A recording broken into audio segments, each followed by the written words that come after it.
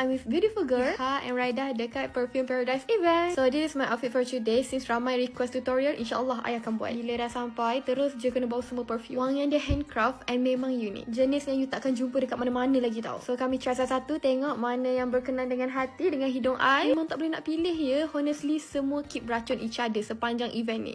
I boleh sebab warna. Oh, kau boleh sebab warna? Aku sebab kau. Now I'm sitting with Ananda and the gang. For your information, Perfume Paradise akan launch 2 edition baru. Dia ada Mixed Fruit Edition and Floor Edition. Oh my god, this is memang lain macam, very special and exclusive lah. Tiba-tiba I kena gombah bunga pula. Ya Allah, first time in my life kena balut bunga macam ni. Tak sangka-sangka terus jadi shawarma. And no, bukan I seorang je macam shawarma ya. Finally, I punya paling cantik. Okay, dah penat, cukup teka I dah kering. I nak claim I perfume. Like, oh my god, tak mati ke minum perfume ni? Of course tak ya. And I choose berry and Rai choose guava. Ya Allah, sedap. Sumpah. Sebab I yang kita pilih ni ikut favourite perfume yang kita orang pilih tadi. Then the moment we have been waiting for. Mystery box. Okay, I dapat 9 perfume baru. So jom unboxing together. Sebab diorang kata siapa yang beli akan dapat duit raya. And ya, cuba tegak I dapat berapa.